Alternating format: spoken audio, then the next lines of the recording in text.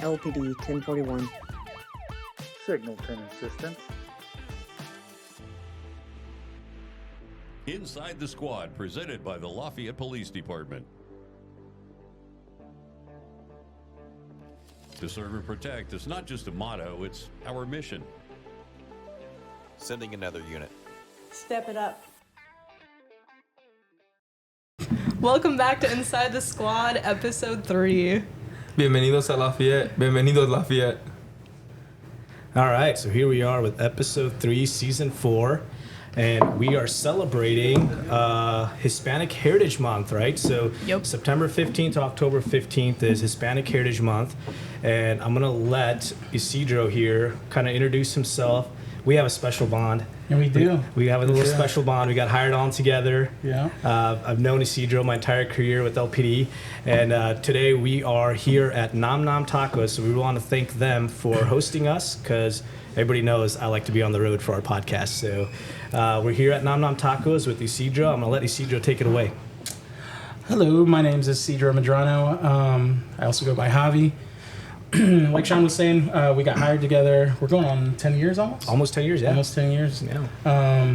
I've been in the Lafayette area for almost 30 years now. I'm originally from Chicago, Illinois. Both of my parents are from Mexico, so it's a little bit of a background on me. What does the Hispanic Heritage Month mean to you? It means a lot. Especially with the growing population that we have in this community. I was just telling you guys, when I first got here, there was maybe a handful of Spanish-speaking kids at my school.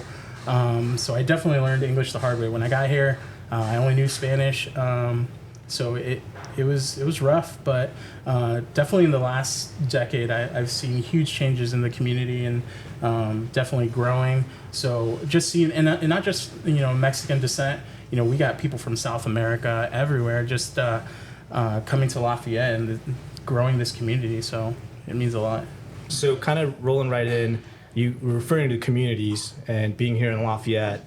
Obviously, as a police department, we work very closely with our community, but there's a lot more that goes into the community and tying everything in together, which also involves our businesses, our commerce, bringing cultural events together. A lot of people don't see who's involved in that, what kind of people are involved in that, who does that, and that's why we also have Jesus here. I'm gonna let Jesus kind of introduce himself and what do you do?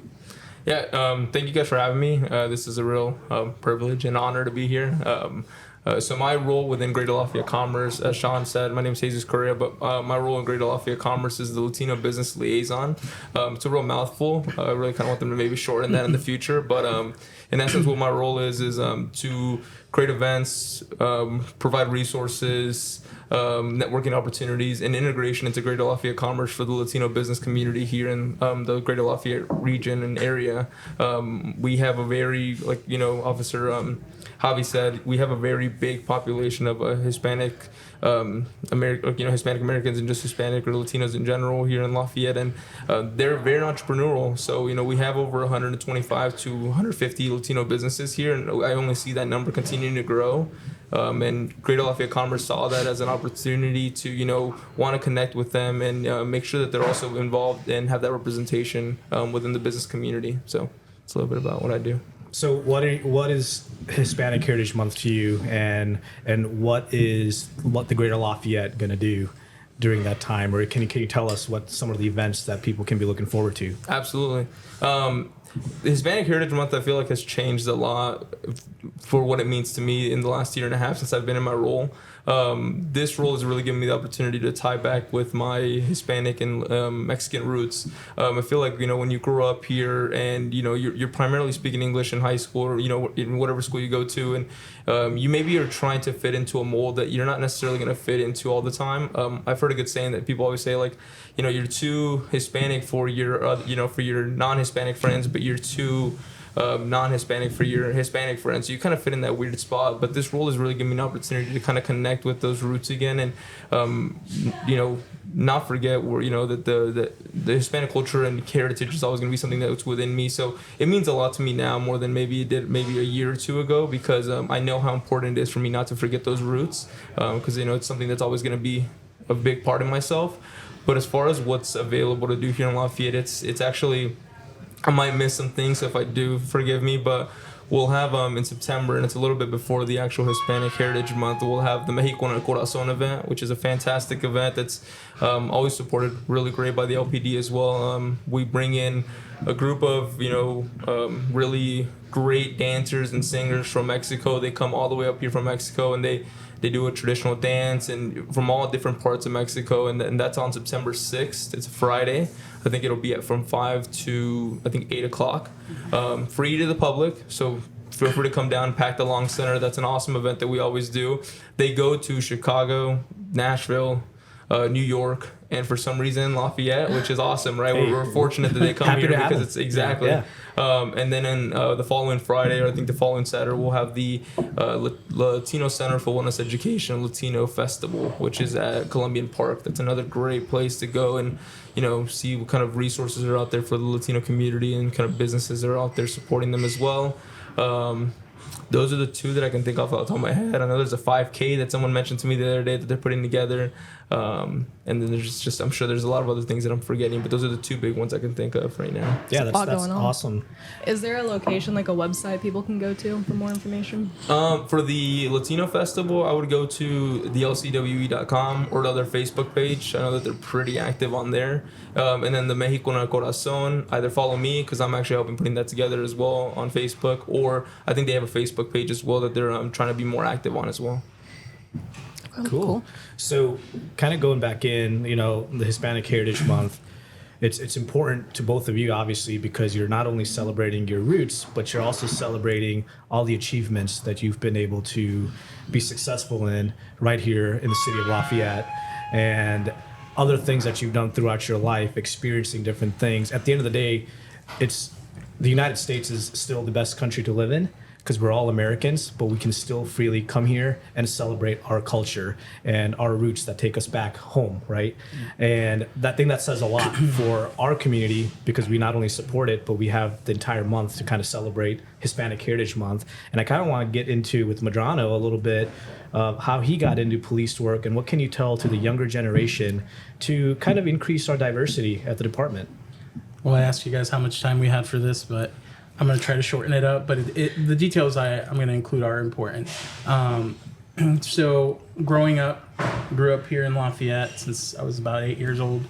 Didn't really see any Latino officers in the area. Being a police officer is not something that I grew up, inspired to do or anything like that. It's just kind of something I kind of fell into it. When I was in high school, I managed a local fast food chain. When I got out of high school and I was in college, I was going for business administration. Still had that same management position.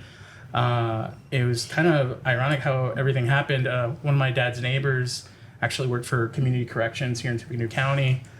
And she mentioned to me that they were looking for an interpreter. No idea really the details behind the job or anything like that. I honestly thought it was going to be more of a desk job. The role was still kind of vague as far as what I would be doing. But first day I showed up, and it turned out it was for the bilingual field officer for them, for like house arrest and stuff like that. Fell in love with the kind of work that we were doing. We were working side by side with local police departments, which actually gave me that advantage of being able to see, the officers that each department had, and it helped me choose which department I wanted to advance to. I was there with community corrections for 5 years. During that time, I decided, I'm going to go ahead and try to apply for one of these police departments. Well, I was surrounded by, my colleagues that were also doing the same thing. And they advised, well, go ahead and apply somewhere. Nobody gets hired on their first try. because LPD wasn't hiring at the time. So I ended up applying for Capitol Police in Indianapolis, and they hired me. So it was kind of ironic. I was like, oh man, like I didn't think it would happen, but I just wanted to see the process and how it would be. It's a very tedious process. Most police departments are about the same as how they go with their process, but I got to experience that. I was very close to Chief Galloway now. He was Detective Galloway back then. Actually, on my last day at Community Corrections, I did a transport for him because he was doing some sort of polygraph test on someone, and ran into him, and he's like, so today's your last day? I'm like, yes.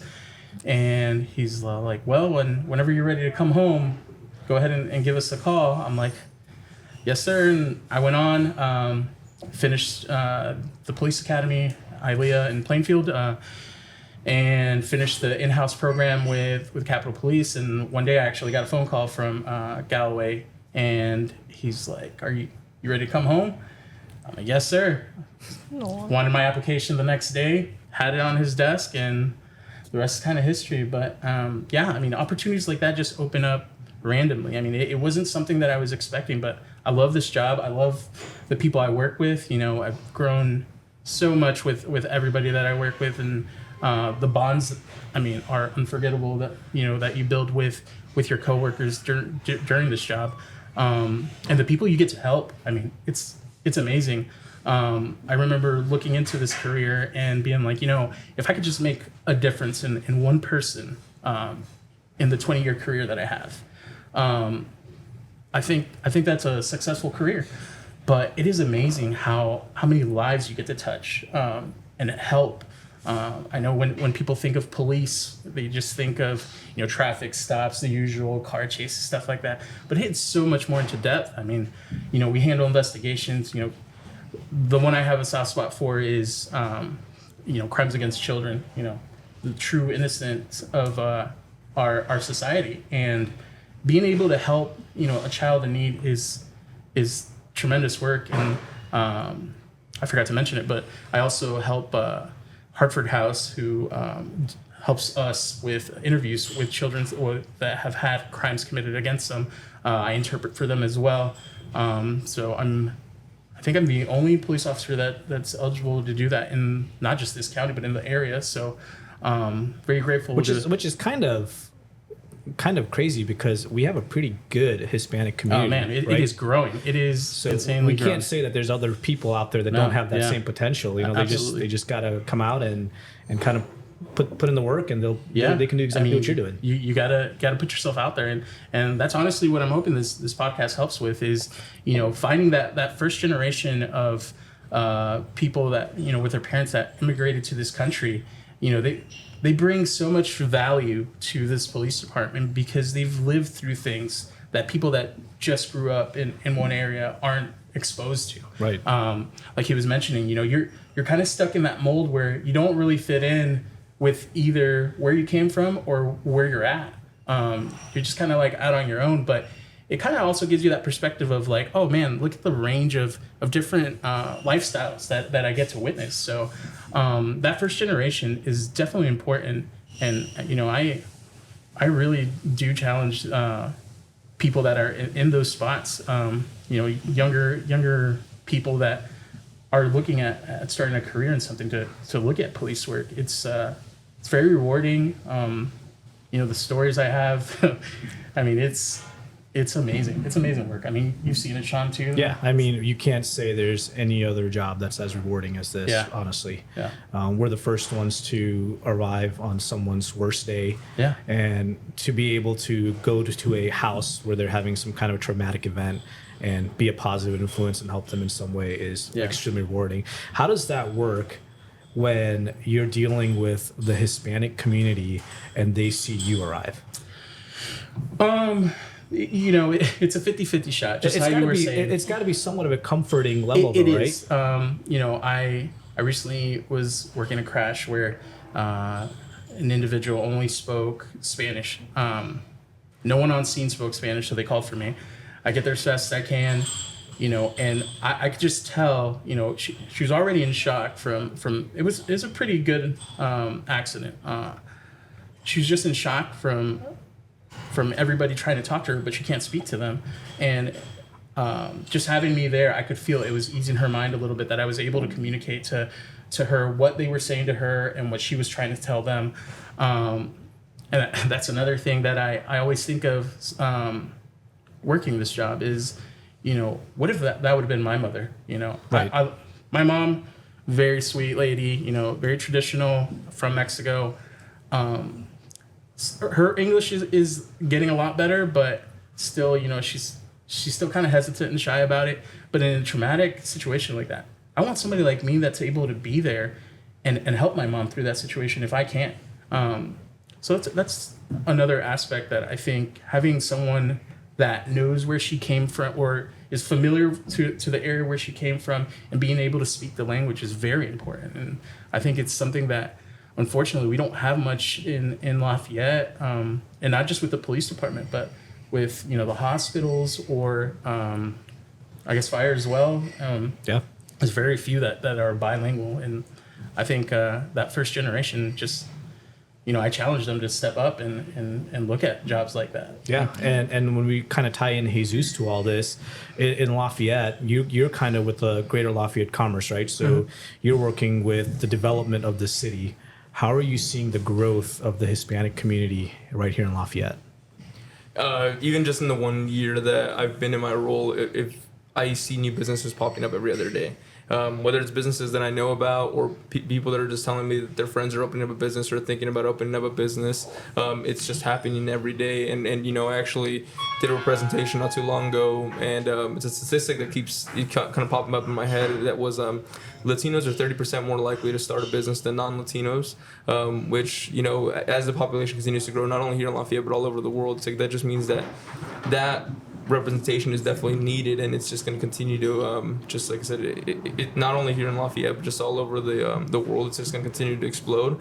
That the need for a role like mine, like I said, I kind of talked to someone the other day about it, and I said, it's better that they did it now. I think it's one of those things where it's like it's better late than never, because you don't want to be 10 years down the line when we have a even bigger Latino business population or a business group here, and now we're playing catch up to, hey, what do they need, or what or how late are we to actually make these connections with these businesses? Do they even need us anymore, or are they all set on their own? So like I said, the fact that GLC kind of did this, that created this role, was really, it shows that they really want to be involved and really care about that Latino business community. And I'm glad you bring that up, because it is very easy to just point the finger and be like, why hasn't this been addressed before in the past? Like, does that matter?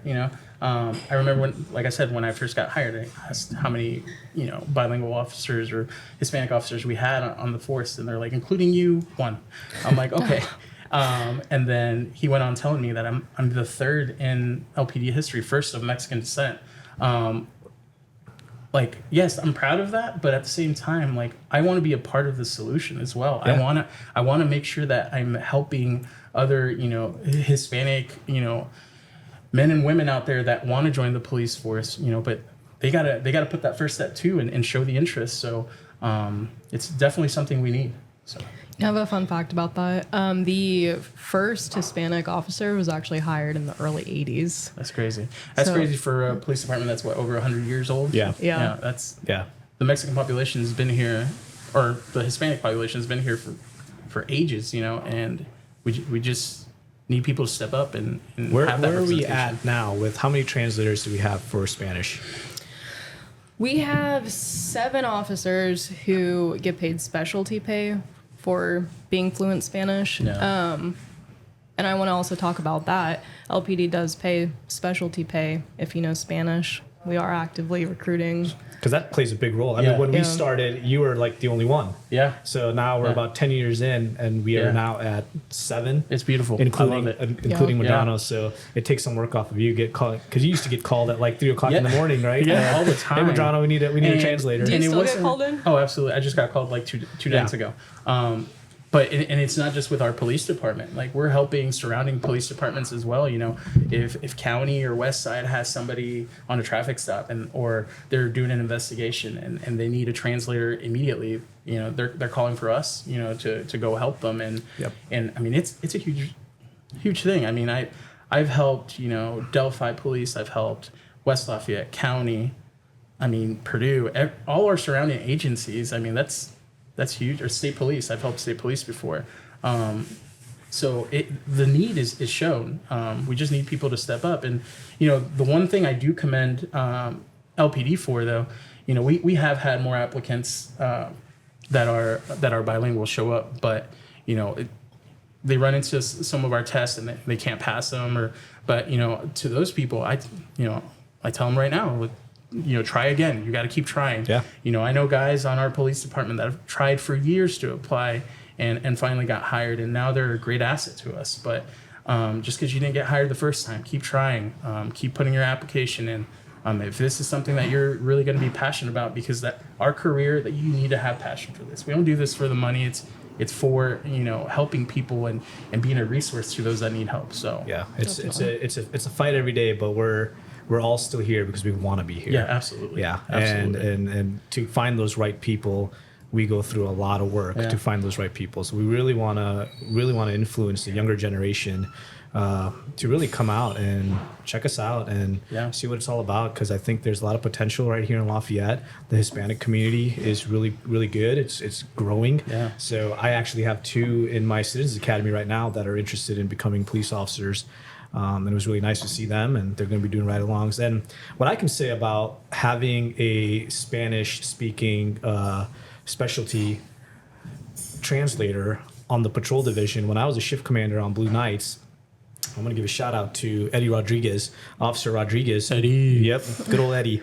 Officer Rodriguez joined our shift on Blue Nights, and he was getting used so much, not just by LPD, but he was getting called out by county. He was getting called out by West Side, and he's just running around all over. And I started to kind of feel bad because I was like, Eddie, they're asking for you. They need a translator. Yeah. And that's when I truly recognized the need for that. Yeah, absolutely. I mean, all night long, he was just running around translating. He'd be on his own call, and he'd be like, well, I got to wrap this up, and then I'll head over there. So it's really important. So that's the other reason why diversity and culture is so important to bring in, not just to a police department, but also for businesses within the city. We want to diversify our entire city. I was actually going to mention something off of that. Like, I don't think that a lot of these kids maybe even realize how much of a hot commodity they are as far as from the representation side of things. Yeah. But even with my first few months, and I'm still getting it now, where people are asking me, hey, do you know someone that speaks Spanish? Hey, you know, maybe they don't need the... you know, hey, we can mold them into this job or kind of fit them into this role. It's like if they're coming straight out of high school or college, it's like we want to just help them kind of come into this. And I get that constantly. So a lot of these kids don't realize that there's a lot of roles out there. There's a lot of, you know, business professional roles that people are looking for, people that speak Spanish. And again, that's why I kind of do take my role important as well. I know, obviously, you know, Officer Javi was talking about how important his role maybe feels to him, because, you know, he is a very representative of, you know, the Hispanic community within the LPD. I feel the same way with you know, a lot of the from the business professional side of things, or, you know, working for the city, for this kids to look at it and be like, hey, I can do that. I see someone that looks like me that's doing this, that speaks both English and Spanish, and his Spanish is actually a commodity. Sometimes some of these kids are embarrassed to even speak Spanish because they think that, like, oh, well, I mean, you know, it makes me feel weird or makes me feel different. And it's like, no, it's actually, you have such an advantage. Use that advantage. It goes back to what you were saying as far as, you know, not fitting that mold. Yeah. But, man, I know sometimes, you know, kids can be mean, especially when you're different. But, man, if you stick to that Spanish and you make sure you keep it up, because Spanish is something you need to keep up. And obviously with us having, like, family at home that speaks Spanish, it's a lot easier for us to keep it up than someone that has to go out and look for classes or anything like that. But yeah, I think when you get in a role like this, it's very important where you remember, you know, you're representing a whole different other culture, and not just, you know, pointing it out. Like, a big thing that I learned was, you know, not just pointing out to the people that look like you, but also the people that don't look like you, because I think that opens up minds of, if you get them involved with your culture and let them know why you do certain things. Yep. We have a newer officer that I was talking to the other day, and he fresh out of college, he's just hasn't had much experience in life, and I gave him a whole different perspective of what some of these Hispanic people are experiencing. And I kid you not 2 hours later we were on a call and it came up, and like he's like, oh, that's what he was talking about. Yeah. Like it's a whole different aspect of especially with first generation, you saw your parents go through that struggle, especially if they came from a different country and are here trying to build something that wasn't there. They're starting from the bottom. So seeing that struggle and remembering, your parents came to this country because they wanted a better future for you. And that's what I always tell my son too, is like, my dad always taught me, I got you to this point, but you are to do better than me. You're not trying to get to where I'm at. You're gonna get better than me. Yeah, he You're didn't gonna be a put better all version. that work in just for you to do the same thing, right? Yeah, Right, and yeah. that's what I try to always tell my son. Yes, I'm a police officer. I got to this level, but you're gonna be better than me. You're gonna be something greater than me. And that's just what I try to teach my kids, and I think it's just a cultural thing too. And when you can bring that, when your parents came from a whole nother country with nothing, and they're showing you like, I think my dad had like a second or third grade education. He lived the American dream here, and he's a certified welder in like 5 different types of weldings.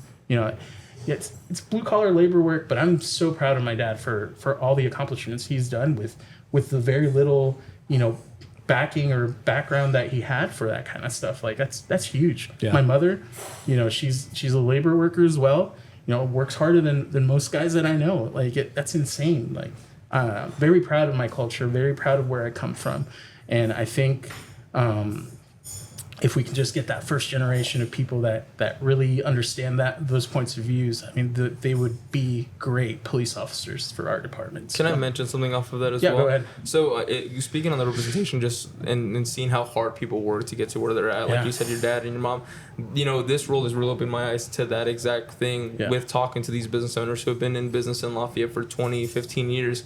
All the work that went into it with really not a lot of knowledge, not a lot of resources, and to see where they're at now, that they have not only one business, they have multiple businesses, they own properties in Lafayette. It's like they've become real entrepreneurs, real integrated in the fabric of the Lafayette economy, and it's really rewarding to see things like we did, like the event we had last week. It was our Small Business of the Month ceremony, and we won a Latino Business won Momax Auto Sales.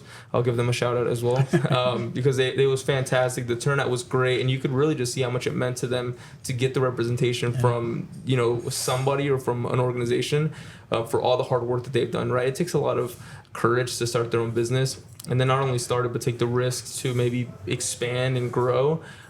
It was, like I said, those moments are the ones that are really rewarding, and I'm sure it's not even my parents, but it feels almost like I'm having that connection with them, where I'm like I was almost tearing up watching them get their reward, because it's like I know now through getting to know them. You feel that connection because of where they come from. And it was such, and I know that their story is so much more than just being like, hey, we woke up and just decided to start a car dealership. It was a lot of hard work, and now that they're really successful, it's great.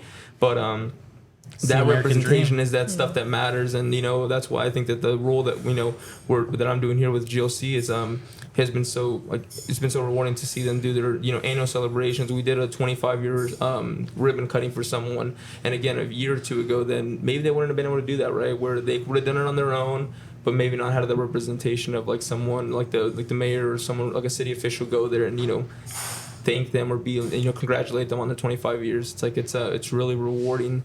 And because we know how much hard work it takes to get to that point.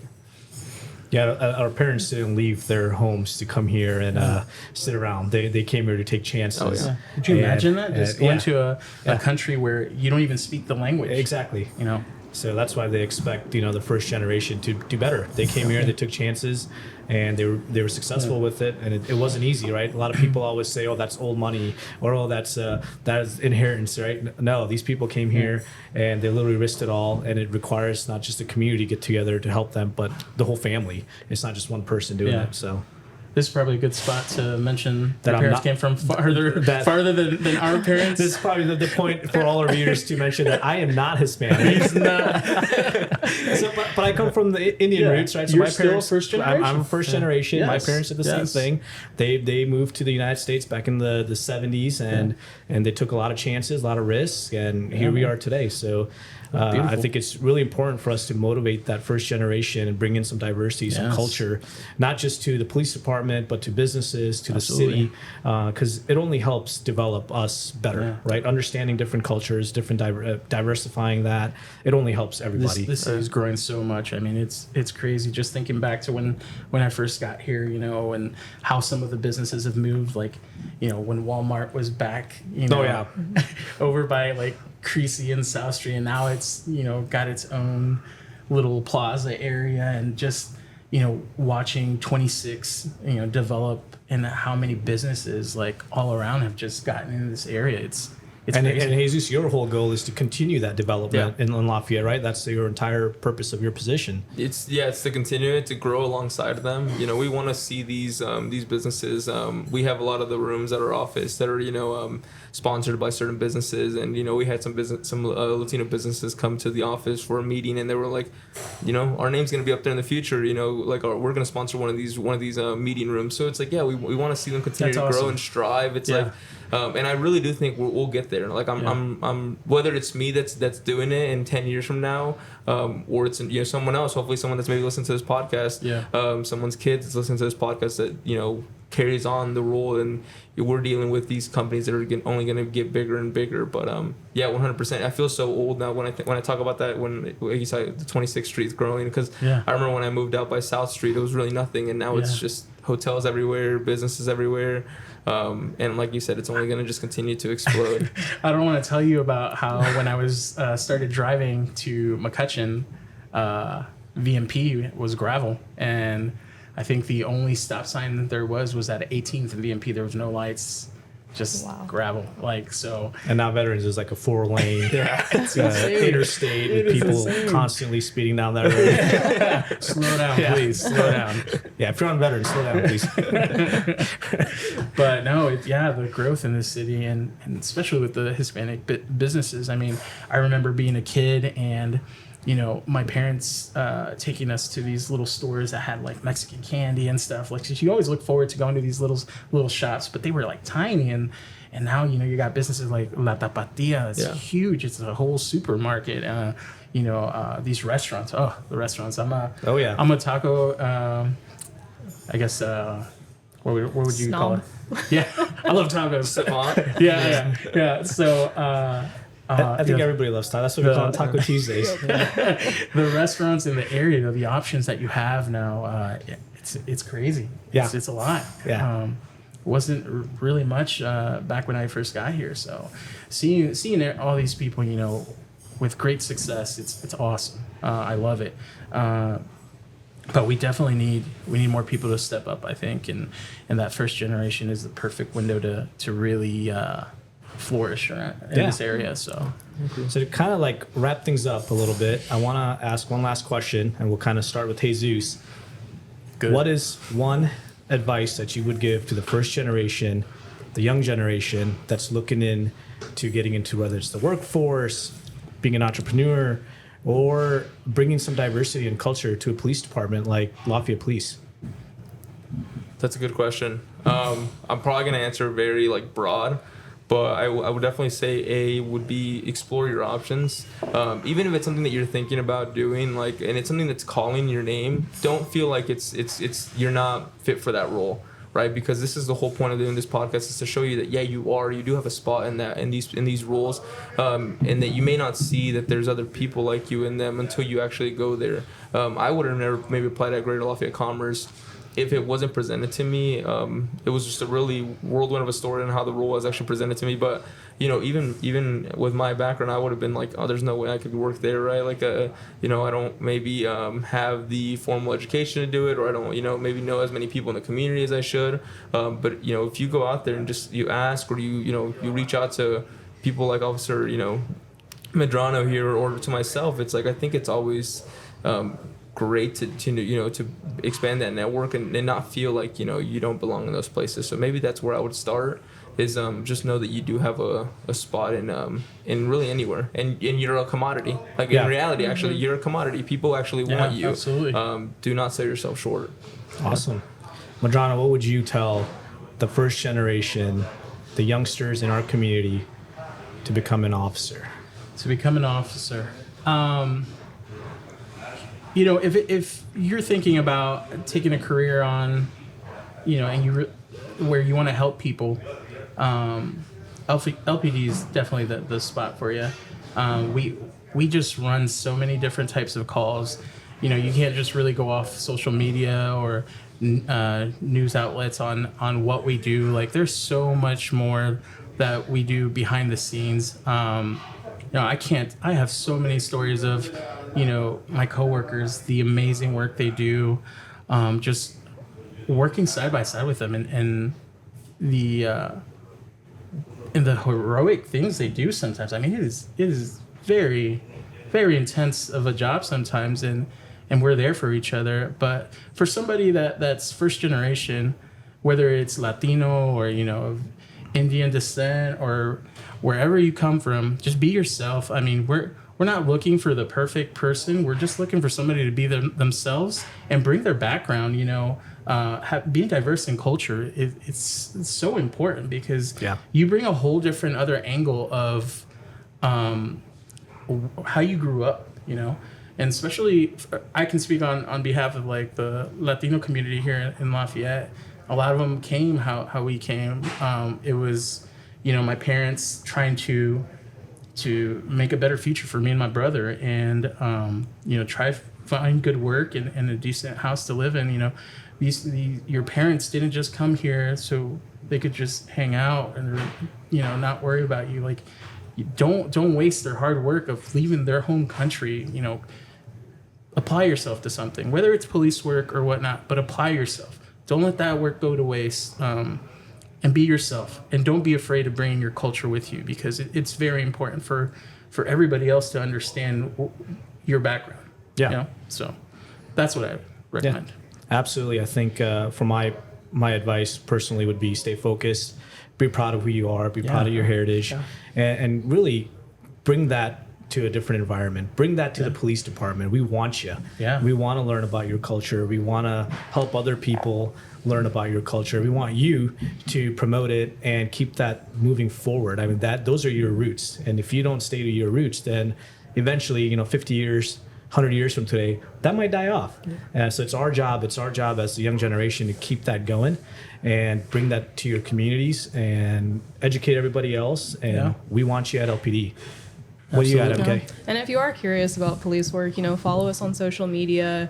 Look on our website, attend one of our Combine days, LafayettePolice.us. There's a lot of ways you can get involved and learn more about LPD.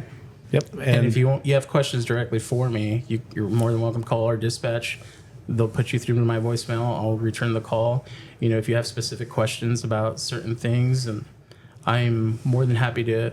If I don't know the answer, I will direct you in the right direction. But definitely reach out, get some info, and educate yourself on possible future for you. So, Isidro Medrano, 4'10", right? That's right, 4'10". I was 4'11". Yeah. So, yeah. You remember the days of our training, right? Oh, I love those. He used to beat me up every day. Oh my gosh. Yeah. I bring it up to him every once in a while. Yeah, when he starts getting out of hand, I'll be like, "You want to go back down to the mat room?" Yep. Where you're just gonna sit on top of me. Yeah. But you know what? These are the prime examples of bonds created in a police department. These are memories that Medrano and I will have for the rest of our lives. Absolutely. And I'm really grateful for that. So that's awesome. Well, it is Taco Tuesday. It is. We're in the perfect place for tacos. And nom nom tacos. I don't know about you guys, but I say we end this podcast and go enjoy some tacos, huh? Oh, I Sounds like great that. to I like me. that. All right. Thank you all. Taco time.